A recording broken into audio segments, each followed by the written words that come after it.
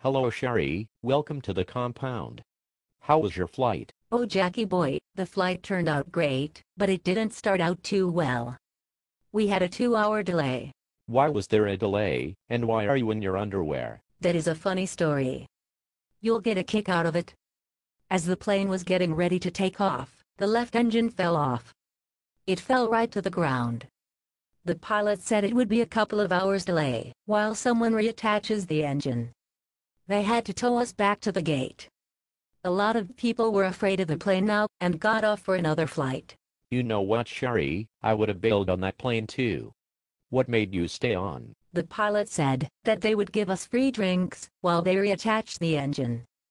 I figured 2 hours of free drinking would be fun. Little did I know how much alcohol is in those small bottles they have on the plane. Those are like double shots. I notice you are alone today. Where is Terry? I thought the whole point of the trip was the softball tournament. Oh, that wimp was afraid of the plane.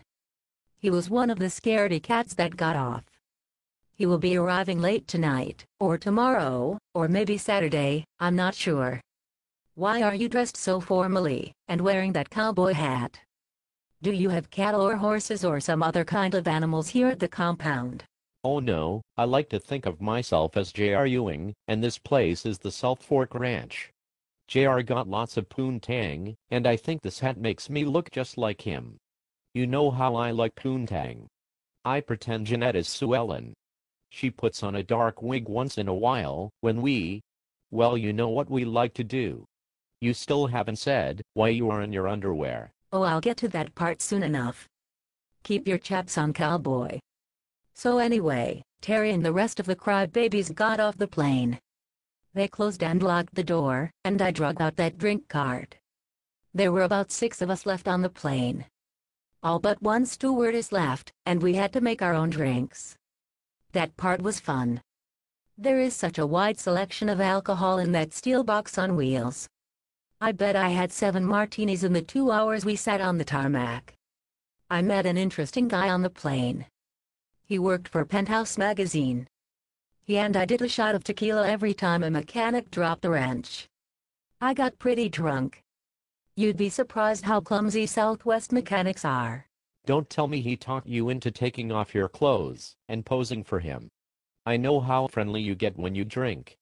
If Terry had been there, I bet you wouldn't have done that. Oh no, you are wrong. He was a perfect gentleman. We just sat and talked about his hobbies. He is an amateur magician, and also raises roosters for cockfighting. Tee-hee-hee. I just giggle every time I say cock. Cock cock cock, that's a funny word. He was an expert at doing card tricks. I picked a card and somehow he made it appear in my bra. I don't know how he did it. It was a fantastic trick. He even let me keep the cards. Did you have to take your top off for him to get the card? Is that why you are in your underwear? Would I be right? I'll kick his ass if he did anything inappropriate. No, you would not be right. The card simply fell out the bottom of my bra and landed on the floor. I'm no Dolly Parton, in case you haven't noticed. Oh, I've noticed for sure that red bra does not leave much to the imagination. After that little engine incident was taken care of, we took off without a hitch. There were enough dinners for a full plane, so I got plenty to eat. I ate 3 complete dinners, and the desserts out of 2 others. I had a pocket full of pretzels too, until I lost my pants. Now we are jetting somewhere about your clothes. Tell me what happened to them. When the plane landed, I proceeded to the baggage area. I got my luggage, and made my way to the MARTA. You were right, Jack, the MARTA is right there and so convenient. I found my way to the train and got on. Well, you still seem to have had your clothes on then. There must be more to this story. Yes, I met this interesting Negro man on the train, who had a bottle of wine. He didn't seem to have any place to go. He was just riding the train back and forth. I'm not sure how long he had been on the train, but he could have used a shower or something. My buzz from the plane had started to wear off. So I asked him if I could have a swig of his wine. He saw the deck of cards in my hand and we devised a game of strip poker I could play for drinks. How did the game work? I'm guessing who won. Don't jump to conclusions yet, Sundance. We cut cards and the highest card won.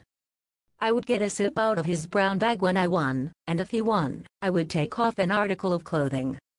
I think in the end we both won. On the last hand, I lost. But I refused to take off my underwear. So I agreed to do a little dance for him. It went something like this.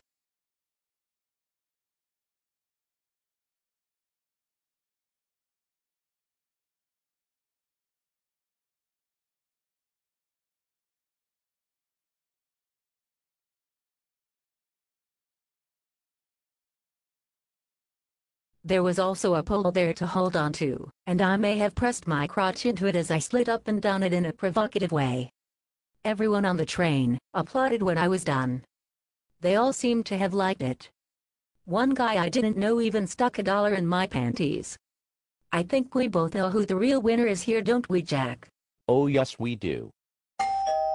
Oh no, that must be Jeanette. She is supposed to be arriving about now. I can't let her see me with you in your underwear. Why don't you go and hide in that stupid piano I have in the other room?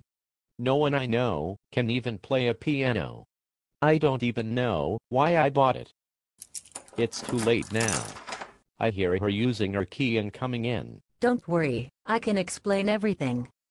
Besides, her and I have talked about a three-way with you. Today may be your lucky day.